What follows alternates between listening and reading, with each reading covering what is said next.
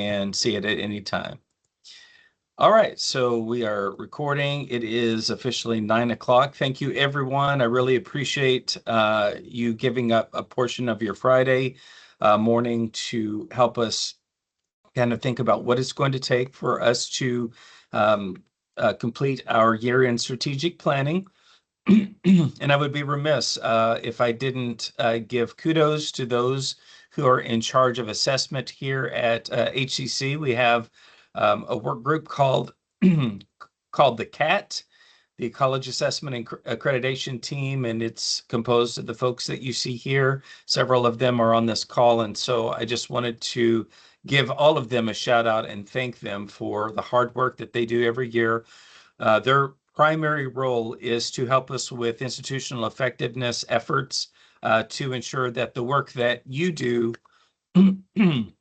March, April, May in terms of planning is compliant from a SAC COC and Council on Post-Secondary Education point of view. So first thing I want to do is I just want to acknowledge that, yes, you've got a bazillion things that you have to do to end up the year. And I know that assessment can be a little bit difficult, can be stressful. So I just wanted to let you know I'm here. If you need any help, I'm just a phone call away or Teams call away. Just reach out. I'm more than happy to be helpful to you. So what we want to do today is we want to talk a little bit about our accreditation timeline. Then we want to talk about what's new this year, and there are some exciting new changes to our template that we want to talk about. We want to talk about entering our data, and then finally we'll talk about SLO improvement plan templates, and then Q&A for anything that we need. Let's talk a little bit about where we are in the accreditation timeline. We've been beating this drum all year that we are in our last year. Our last year of collecting data for our 5th year review. As most of you know, we had our last decennial review with SAC COC in June of 2022. If you're new to the college, every 10 years we do a self-study, which is extensive, and it covers all 74 of the SAC COC standards. That's right, 74. So the college writes to all 74 of those to determine if we are compliant or not. And then between that decennial review, we have a 5th year interim report. So where we are is we are about a year and a half away from that 5th year interim report. So 23 through 26, we've been collecting our data. And this next school year, we will be writing our report that we'll be submitting to SAC COC on September the 15th. And then, of course, in December, they will let us know the outcome of that review. So just for those of you who might be newer to assessment, or those of you that do need kind of a reminder, why we track outcomes is because as leaders of different units in the college, we're very focused on institutional effectiveness. And so to do that, we engage in the cycle of strategic planning. We know that that's a major reason that our students deserve our best whenever it comes to us planning things out. We know that there are a handful of standards in SAC COC that I've listed here that have to do with our accreditation, and those are all standards that we write to. And then, of course, not only for SAC COC, but for our technical programs, they all are on a 4-year cycle for CPE program review. And so a lot of the data that you're entering into our outcomes module it will feed into your CPE program review report. And I would just pause at this point and say, whether you are in academic affairs or whether you're in student affairs or any other unit, I just want to encourage you that if your outcomes aren't measuring what's most important to your unit's strategic success, I would just encourage you to reach out to me over the summer. Once we get through this assessment cycle, what we can do is we can look at a review of your outcomes, and that's really kind of a best practice, because sometimes things change in in your units, and so definitely having those moments, that one-on-one time, I would welcome that with you if you do want to chat. So in October, the CAT went through all of our units from fiscal year 24, and we apply each of our outcomes to a 4-point rubric. Um, so in this last year, I'm very pleased to announce that we had our highest average rubric score ever at 3.5, and you can see that we've been tracking up over the past few years. So I really think that folks are starting to get the message of what we're looking for in our strategic planning and in our assessments. The one thing that I would just encourage us to look at, though, at the bottom of that, even though we're doing well on the rubric, it doesn't necessarily make the argument that we're completely compliant, because over the last 3 years, we have seen an increase in compliancy from 36.4 up to this last year, 58.1%. So that means that we still have 18 of the 43 units that we assessed this last year still weren't compliant. So what we want to try to do is help us up that to 90, 100% for this year. And I will guarantee you that if you put into practice the things that we talk about today, you will be found compliant on your rubric. So let's move forward. Let's talk about what's new this year in our planning module. We have updated primarily our template that we use to report our outcomes. So the template is, there's one template for each outcome.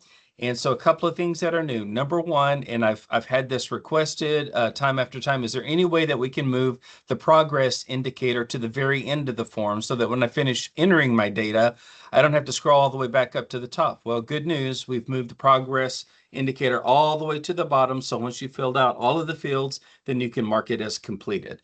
So that's just one thing, kind of a quality of life sort of thing for you. We've also added in, and this is brand new, part of this is a request from Dr. Connect for our technical programs for each outcome, but also I think it's helpful for us to have an indicator that says for no matter what your department is, there's a little checkbox where you can say, actually it's a pick box where you can say benchmark has been met or benchmark has not been met. And that'll help you just to communicate whether or not the benchmark was met for each outcome.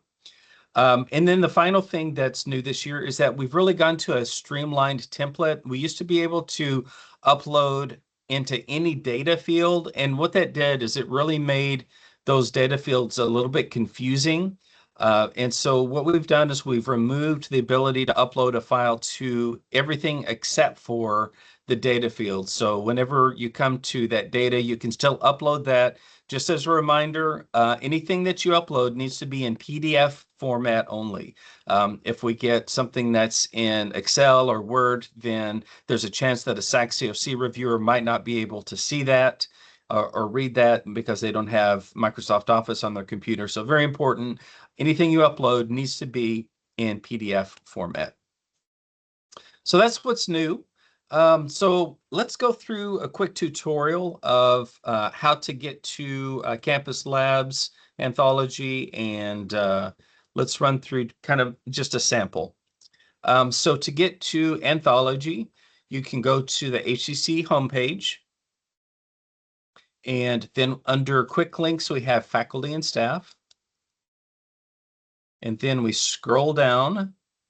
And on that second row, the very first tile is Anthology/Campus Labs platforms. So we're going to click on that. And then we have three options. We have accreditation program review, we have outcomes and planning. So accreditation is exactly what it is. That's where we create our SAC-COC reports for compliance. Outcomes is for general education. So we're not doing that. So what you're going to be interested in is the planning module. So we'll click on the planning module. And your mileage may vary. Whenever you log in, it'll probably require you to put in your KCTCS username and password. And it is your username. It's not your email address. but whatever you use as username and password to get into your computer, that will take you into planning. So the best way to get to your items is to click on this third icon here. Again, you may not have all of these icons, but it's the icon that has the kind of triangular with 3 dots. First thing off is you want to make certain that the fiscal year is fiscal year 26, which is our current fiscal year. And then you're going to want to make certain that you are on annual planning and outcome assessment. And then you'll just want to kind of go down to there are a couple of things you can click on my units, and it should have all of your units there, but I always encourage folks to go through the institution. So say, for example, your name is Mark Chandler, then you just kind of go through allied health and then medical assistant. And then you'll see, once you click on that, you'll see all of your outcomes here. Okay. So you'll notice a couple of things in your listing here of outcomes. You'll see that for some of your outcomes, you'll see that data has provided, and that's to let you know that I have gone in and I have provided some data for you on your outcome. I don't provide data for every outcome because some of the data is provided by you. But if I have provided data for you, that's the current listing. So for this particular outcome, this is one of Mark's outcomes. So we'll just kind of look at it just so that you're familiar with how to enter in your data in your template. You'll notice several fields that are editable. For example, the number and the outcome title and the outcome description. I would just ask that you would leave all of these alone because a lot of these are standardized, and we use learners are enrolled for every one of our outcomes. So Mark has the first data field is activities. So in activities, all of this should already be in your template. So the activity is that you're going to do pre-admission advising assistance. Then this is how Mark gets learners enrolled in into his program. Then they have a method of assessment, and in this one, Mark is going to track and report enrollment in MAI 155. Mark has a performance measure of annual enrollment in MAI 155 of 10 or greater, which is offered in the spring semester. And then what I've done for Mark is I've listed that he had originally 14 students enrolled, and he did have one student that withdrew from the class. So he does have 13. So what that tells us is that in the data and results that Mark did meet his benchmark, which is good. So we have 13 students here. Now you'll notice that you can add plan item files to your data. So say there's no data here, and you have data that is in a spreadsheet that you convert to PDF. Well, what you can do is you can click here to add file, and then you can upload that PDF there, and it will attach it as data for that particular thing. Now, the next thing you see, this is brand new. It's benchmark met, and we're just simply asking you to indicate whether or not the benchmark was met. So we noticed that Mark has been through. The benchmark was 10. He had 13. So we can just use this pick box, and we can just say very simply, benchmark was met. Okay. And you notice when I change that, you see this little green check mark that tells us that the item was saved. And the thing that you can do to know that an item is saved is just clicking outside of the box anytime you make a change, and it will save for you automatically. So it used to be in the old days, we used to have to click the save button, and sometimes people lost data, but that's no longer the case. So next we have the analysis of data, and these are the 3 fields here, plus the benchmark met, that you will use to complete the end of year stuff. So, the activities, the method of assessment, performance measure, and most likely the data is already there for you. So your job is going to be to say whether or not the benchmark was met and then analyze the data. So, Mark, I'm just going to kind of help you out on this one because, and feel free to change it after me, but we're going to use this for demonstration purposes. So maybe an analysis That's of the fine. data. Then there's 5 more after that you can finish too. Okay, we'll do that. We'll do that. Thank you. So we can just say that 14 students were enrolled this term in MAI 155. One student withdrew. So we had 13 students finish the course.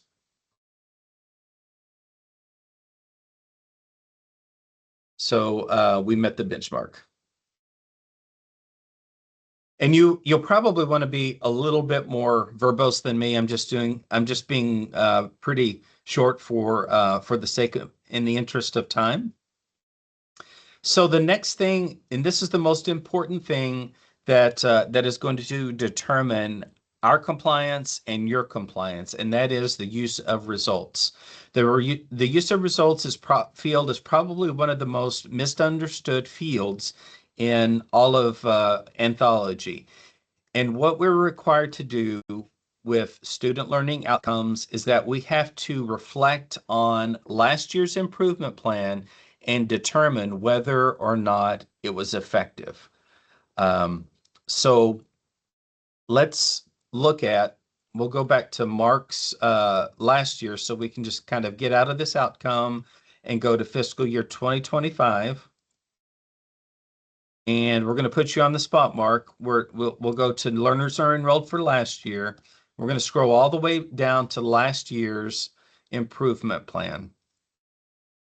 And you said we're now offering MAI in the second semester of first year to allow students to be assessed and counted earlier in the program and have more encouraging communication opportunities for the third and fourth semester. So this was your improvement plan for last year to offer it in the spring. So I'm just going to copy this text. And we're going to go to back to fiscal year 2026 and go back into this. And for use of results, I'm going to say something like last year, we made this improvement plan.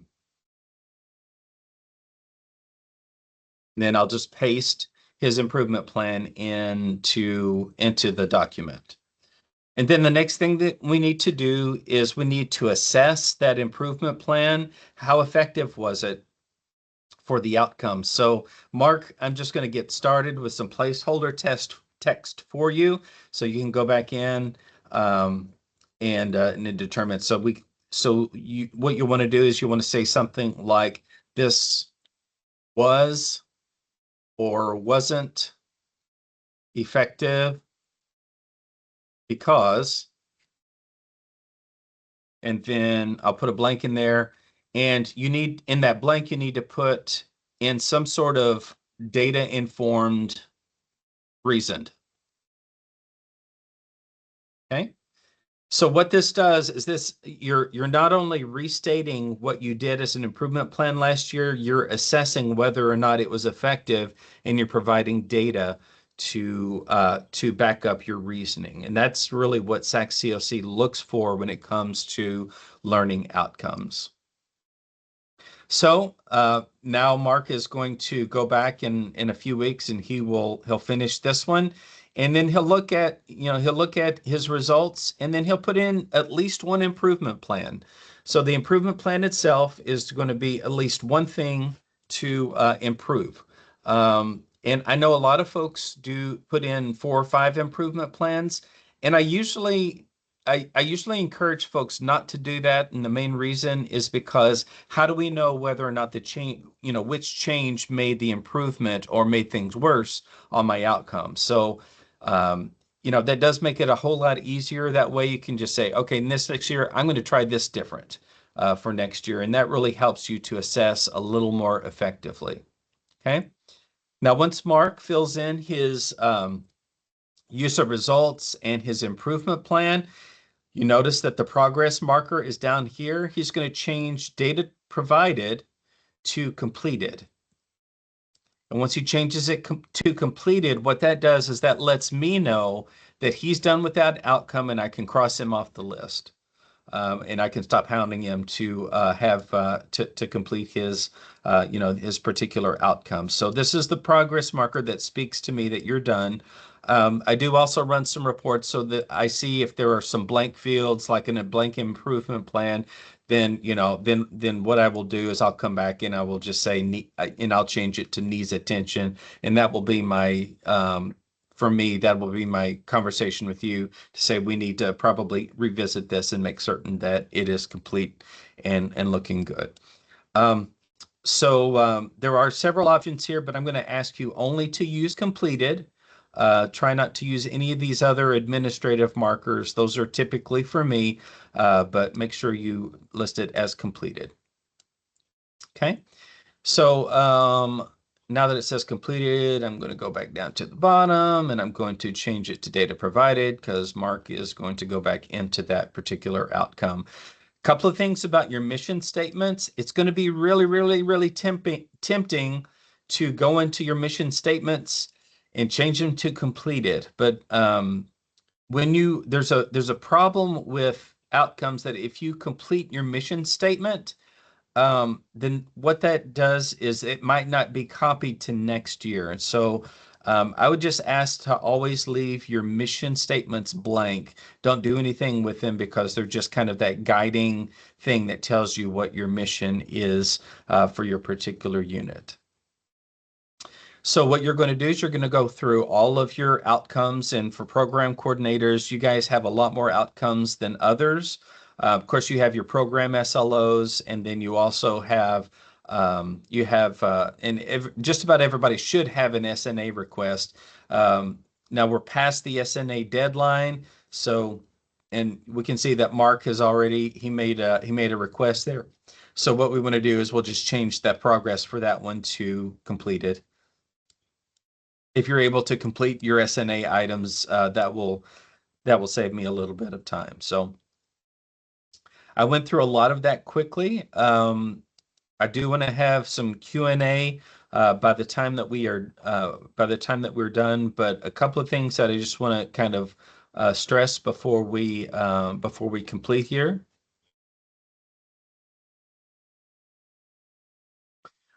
So again, kind of that whole thing about use of results to demonstrate that you're compliant is, you have to say the thing that you said you were going to do last year.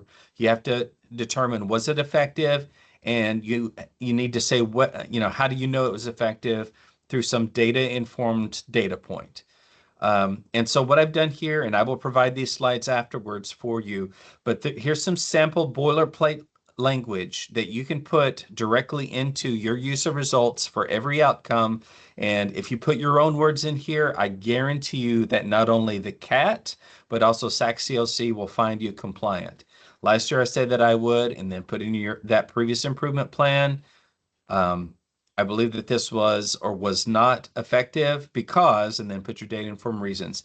Now you'll notice that I say was or was not effective. It's okay for you not to meet, for your improvement plans not to meet your expectations. It's okay if you say it was not effective. The important thing is that SACS just wants to see that we're trying to do something to improve all of our outcomes. Okay. And so you can kind of see some sample, kind of an example of that. I think this was, I can't remember which unit this was from, but it was used in the past. So last year I said that I would send an extra text message to students not yet enrolled.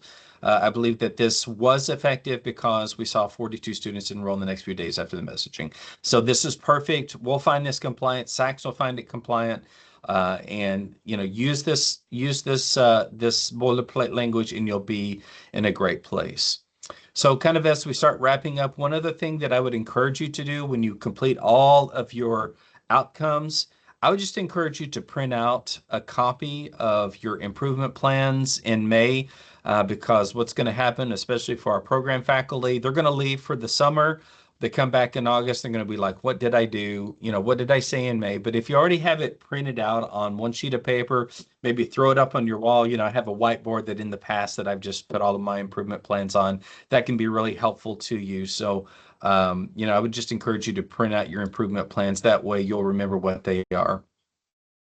So the last thing that I want to cover, and this is specifically for our program coordinators, and then after I talk about this very briefly, I do want to open it up for Q&A. But we have the SLO improvement plan template. And what this is it's only for our technical program coordinators for you to report on just one of your program SLOs, and it needs to be your SLOs, not your outcomes, but your technical SLOs. And each program has one, two, some of our programs have three, but just on at least one outstanding program SLO from your discipline that may need a little more improvement. So each of you have a couple of assessments that you do that are tied to your SLOs. I have a document that I will provide for you after this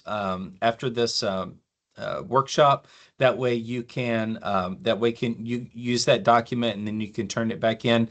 This document is what we use as our primary evidence for 8.2A to SAC-COC. So whatever you turn in today, along with what you've turned in the last 2 years, we'll be turning those documents in directly to SAC-COC.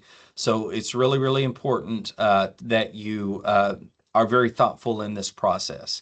And then also, it's not only SAC-COC, but also that improvement plan template also helps you to answer a couple of questions in your CPE program review. So something to kind of think about as well. And it's not something that's huge. It's not something that's really onerous. It's literally kind of copy and paste from your anthology, but it's a one-page summary of at least one SLO in your discipline. So it's very similar to what we've talked about in this template. You're just going to type in your department. You're going to give the specific SLO that you're assessing, the title of that SLO. You can describe the assessment that you used. So whatever, talk a little bit, and I know that there's like a dosage calculation, and there's some different things that different departments do, but you can paste that in there or type that in there to talk a little bit about the assessment. And then you want to talk a little bit about the data. So the assessment results, this is going to be your aggregated data. Please don't put any student-specific information into the assessment. Then you have a field that is essentially your use of results. And again, I've provided for you the boilerplate language. And then finally, your actions or your program changes that will be implemented in your next cycle. So that's going to be your improvement plan. And I would say this not only to you, but also to everyone on this call. Sometimes you get a perfect score in your data, and you're going to be tempted to say, I don't need to make any improvement, or I'm going to continue just to monitor this. SAC-COC always wants to see improvement. So I would just challenge you. There's always something, no matter if you're in the business office, or no matter if you're in my office or a faculty member, there's always something for every outcome that you can do to improve, so that you can kind of improve your overall outcomes. For campus labs for everyone, the due date for all of our unit outcomes for everything, that's going to be May 31st of this year. So, you have a little bit of time. You have about 5 weeks to complete your outcomes. So, obviously I'm going to be here. Reach out if you need help, but we do ask that all outcomes in Anthology be completed by May 31st.